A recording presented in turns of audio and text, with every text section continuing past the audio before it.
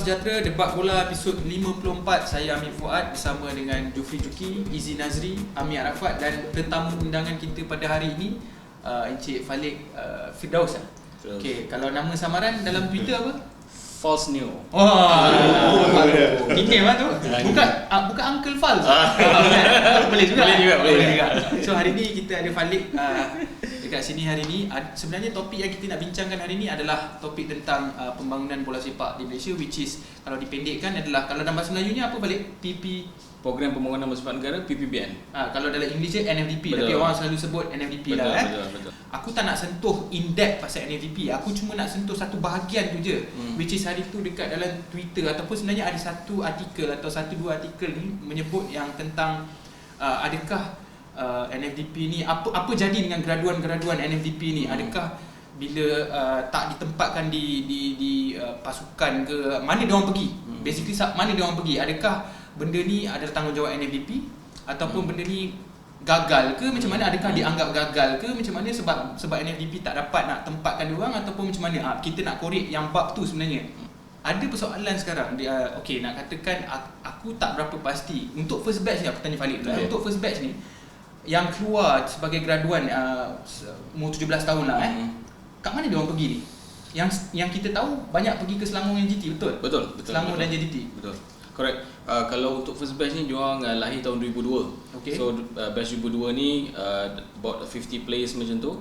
So sekarang ni sebenarnya selain daripada Selangor dan JDT, ada yang kat Perak. So ada juga yang dekat Philippines. Yes. Tapi tak diwar-warkan lah.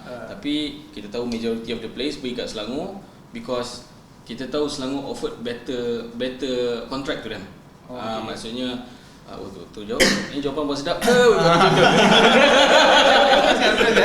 So as far as I know, because we are close with the players, because once they reach 18, dia orang professional, they have to decide for themselves. Dan dia orang kena pilih untuk diri sendiri. Jadi bila dia orang dapat option 2-3 pasukan tu, of course dia orang akan pilih mana yang lebih orang kata berbaloi, macam Selangor dekat Klang Valley, dekat Johor lah. So pelbagai pertimbangan yang diberikan. Tapi to be honest, yang betul-betul actually sebelum diorang grad ni ada actually di previous management lah NMDP ada kita memang had talks dengan most of the FAs. Tapi most of the FAs ni diorang tak peduli sangat pun. Tapi that's why kita tak nak salah siapa, tapi constant engagement tu penting lah.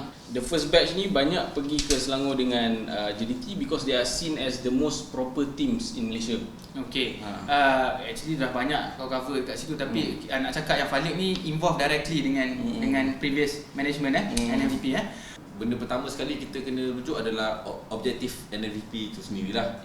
Apabila dia melahirkan pemain untuk dinaikkan ke pro team, kita kena tengok highlight tu lebih kepada Selangor dan JDT, sebab macam Falik kata tadi pasal dia punya stability and then proper team. Sebab itu aku rasa nampak yang semua orang nampak dalam Malaysia ni, yang aku pun sebenarnya baru tahu juga yang ada player yang pergi ke Perak apa semua tu. Kalau tak kita pun tak tahu sebelum ni kan. So bagi aku, kenapa kita nampak dia pergi ke Selangor JDT, sebab proper team daripada dua team tersebut lah. Adakah sebab lack of scouting daripada pasukan-pasukan lain? Bab scouting pun aku assume yang Selangor pun aku rasa tak scout sangat pun dengan budak-budak NFDP ni. Aku rasa lah, ni personally opinion aku lah. Aku rasa aku berpendapat yang JDT dengan Selangor sign budak-budak NFDP ni sebab macam diorang tu dah tak ada orang nak sign, diorang sign. Aku berpendapat begitu. Tapi kalau aku silap, tolong betulkan lah kan. Tapi aku berpendapat gitu lah. Sorry balik. Adakah graduan yang daripada AMD ni, kau cakap 50 orang, how about yang bawah AMD yang dalam apa, kan ada PLD apa semua tu kan? Betul. Bawah AMD apa? Correct. Bawah AMD is sekolah sukan negeri ya. Okay. Untuk sekolah sukan negeri yang graduate tu apa jadi kat dia orang? Kebanyakan ni kalau ikut orang kata, actually sekarang sistem dah berubah sikit. Dia ada SSM balik. Dulu kita abolish SSM tu. SSM is like sekolah-sekolah Malaysia lah. Dulu kan Bukit Jalil yang tinggi. So now AMD dah take over the role. With regards to SSM atau SSN ni, kebanyakan ni secara normalnya dia akan naik ke tim Piala Belia negeri masing-masing. untuk orang kata keadaan sekarang ni, it is still that way lah. Selalunya budak-budak sekolah negeri, dia setiap negeri ada satu SSN. So kalau contohlah Negeri Sembilan SSN Zakbar. So most of the players tu dia dah tahu-tahu dah. Not all the players, tapi most of the players akan naik Piala Belia Negeri Sembilan Under 19. So selalunya macam tu. Kita tahu FA negeri atau kelab tempatan ni sebenarnya kurang berminat nak ambil pemain-pemain muda ni. Sebabnya, salah satu sebabnya mungkin dia orang rasa benda ni is a long term project. Maksudnya mungkin pembaziran duit lah kalau begitulah nak boleh kata. And tournament bawah umur dekat Malaysia ni macam presiden dengan belia ni tak diberi tumpuan sangat. Kelab atau FA mahu kejayaan dengan cepat, maknanya dia orang banyak fokus dekat first team. Maknanya first team je dia orang fokus kebanyakannya. Kuranglah development. Tapi macam mana kau nak suruh kelab-kelab tempatan ni menarik minat pemain-pemain daripada Akademi Mokhtar Dahri, daripada NFDP ni? Nak encourage ni, kalau kau tanya aku, actually benda ni tadi pun ada kau sebut pasal kesedaran. Kesedaran tu sendiri, encouragement ni nak datang tu, dan benda encourage ni kena ada naturally kan, bila sebut encouragement. Tapi naturally sendiri pun, kalau kau tanya aku lah, basic foundation tu patutnya kau FA sendiri, kau dah ada kau punya development sendiri pun kau tak berapa minat. So macam tadi aku nampak dia, tadi ada perkataan siapa, ada bagi keyword bagi aku, yang aku tangkap tadi, yang macam tak berapa peduli tu. So macam ada apa ni, NNDP ni, macam aku bagi contoh yang dulu-dulu pun, dia macam ibarat kilang. Ada kilang tu pun dia tak peduli pun yang ada produk ni. Dia macam tau cakap, FA tu masih tak nampak akar umbi tu adalah benda yang penting. Utama. Actually player-player NNDP ni macam masih lubuk yang kau boleh ambil pun, macam yang tadi Farid cakap, ada yang pergi ni semua, tapi tak di-grab, betul tak di-grab oleh mostly. Patutnya benda tu macam, oh, this is another product, it's in a good factory, yang program yang bagus diorang dah ni. Tapi FA sendiri tu, kalau kau tanya aku, bila diorang tak minat, macam mana kita nak encourage? Adakah sebab competition, man? Kat sini aku nampak dia lebih kepada survival of the fittest lah pada aku. Kita pun pernah ulas benda ni juga. Kalau graduan daripada NFDP ni ada quality, it shouldn't be a problem pada aku. Dia letak kat mana pun dia boleh hidup. I mean dia boleh compete. Tapi masalahnya, okay, you have the best talent pun, let's say 10 orang lah, kau ada talent 10 orang, tapi because dia orang tak peduli pun pemain muda ni, sebab dia orang tahu 10 orang ni pun kata the best lah, dia tak akan masuk first team pun dulu. Dia mungkin main belia atau presiden. Betul, dia isu FA ni kita boleh cakap sampai esok pagi, borak kosong pun isu ni tak selesai. Management kita tak pernah akan berubah, walaupun sebelum ni aku ada tengok PFAM punya presiden Izam cakap change of government, maybe FA pun boleh berubah. Sama juga, kita faham sukan dan politik ni sangat rapat dekat Malaysia, tapi masalah dia sekarang sikap pengurusan tu. Kita tak ada berapa ramai yang ada kepala macam TMJ, RMS sendiri, yang bagi aku di mana pun kita kena ada satu pengurusan yang baik. Kita boleh tengok Kertih FC buat macam mana. Dia ada satu business model yang dia bangunkan jadi role model. Jadi maksudnya dekat situ, pembangunan akar umbi tu, memanglah kita tahu kenapa perlu ada NFDP ni, sebab FA tak ada, tak buat. Itu benda yang kita dah bincang lama. Problem dia bila masalah gradual macam ni terlalu ramai tak tahu nak pergi. Sebab apa tak? Sebab diorang tak ada duit. Amin dah cakap, first team fokus first team. Satu season tu dapat duit untuk satu musim, habiskan terus dekat import. Jadi benda ni dia akan berulang-ulang. Tapi sayangnya pool talent bagi aku, NFDP ni satu anjakan paradigma untuk meluaskan pool talent yang ada. Jadi masalahnya kalau kita tak boleh nak bagi diorang satu platform untuk bermain secara kerap, mungkin FM boleh bagi satu team, I don't know, FM bagi satu team main dekat dalam Liga Prima ataupun Liga Super. Silat-silat kena lebih kalau graduan kalau graduan banyak. Jadi duit yang kita bercakap pasal duit rakyat ni akan terus dipump ke situ. Sama juga sebab FA terlalu bergantung harap, tak ada role model. Jadi pengurusan ni selagi FA macam ni lah. Okay, salah satu inisiatif oleh NFDP sebelum ni, yang ni aku nampak pasukan bawah umur ni banyak main dekat Eropah, dekat Jepun, apa pendedahan sebelum ni, kalau salah betul kan Khalid lepas tu ada kejohanan Supermog juga. So benda-benda ni semua sebenarnya kenapa dibuat pendedahan dekat Eropah ni dengan kejohanan Supermog ni? Okay, first of all, let's be honest about it. kita ranking berapa aku tak ingat, 100 lebih 200 terlalu banyak.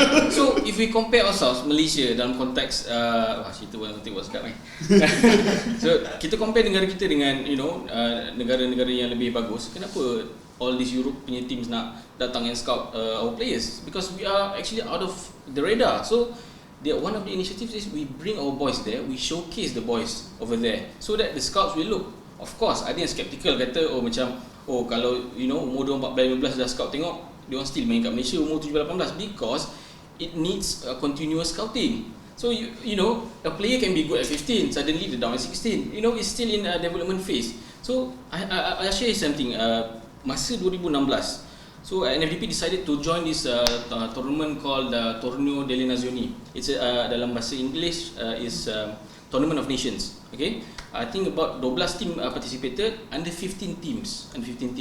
So teams like Mexico, Japan, Slovenia, Slovakia, tiba-tiba ada Malaysia. And our first game was at Klagenfurt Stadium, which is a World Cup stadium dekat Austria. We played against Mexico. It was one hell of a game, memang best gila Bucks.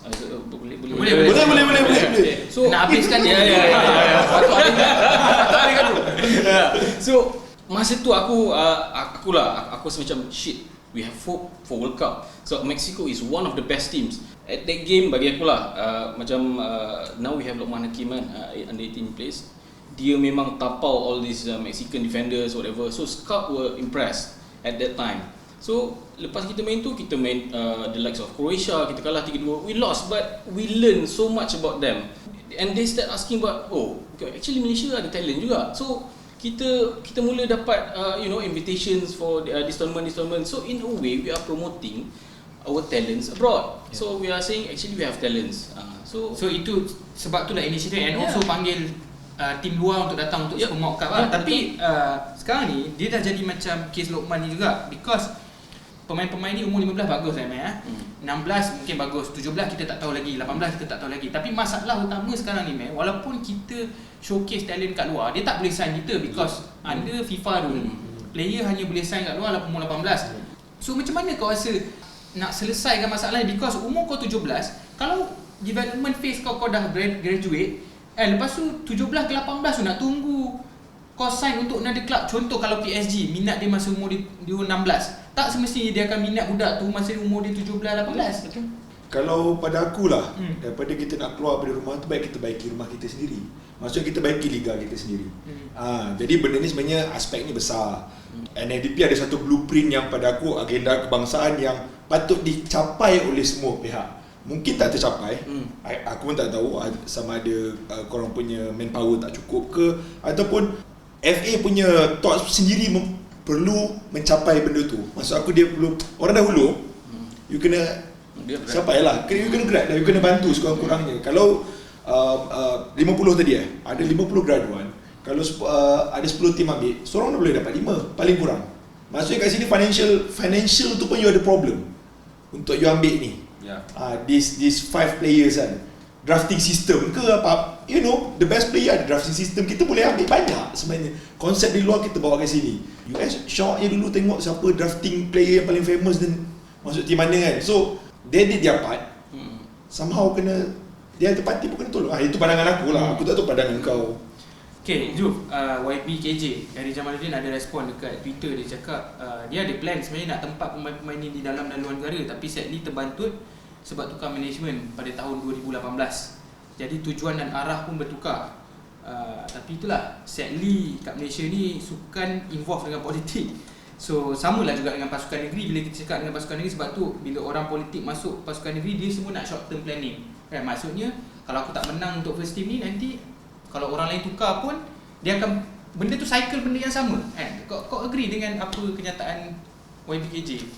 Ya, betul. So benda yang terjadi ni, so aku rasa bukan dekat dalam bola je. Kalau kau tanya aku challenge ni kan, macam kita tahu kalau dalam every company pun every CEO tukar akan tukar. Tapi aku rasa macam bila dah ada blueprint tu dan ada benda yang dah foundation tu dah betul, aku rasa dia tak akan lari banyak. Tapi kalau menjawab soalan kau, adakah akan impact benda ni, memang akan tak, nak cakap tak akan. Bila ada new management, bila ada new government ke rules, memang akan ada impact lah.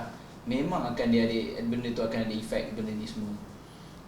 Balik kau cakap dalam Twitter kau ada sebut pasal phase 2, fasa kedua. Apa sebenarnya fasa kedua ni sebenarnya? Okay. Sebelum masuk fasa kedua, kita kena tanya sama ada NFP follow tak buku tu. Masih follow tak? Because we are still in 2020. So kita kena check sama ada diorang follow lagi ke tak what is in the plan. Because fasa pertama dulu fasa lah. pertama. Because fasa pertama is 2014 to 2020. So 6 years. 2021 and above dia dah masuk fasa kedua. Bila fasa kedua ni maksudnya NFP was meant to start an ecosystem. Macam kau cakap tadi, aku agree. You know, everyone has their part. And why NFDP cover 7 to 17? Because 7 to 17 is the age yang, you know, budak-budak masih sekolah, and it's not a majority age is 18, professional is 18. But tak bermaksud you know, NFDP ni melepaskan lepas tangan, cuci tangan kat situ. Because phase 2 meant to be, kita kembangkan lagi AMD dari sudut di mana macam the first batch tadi, where do they go?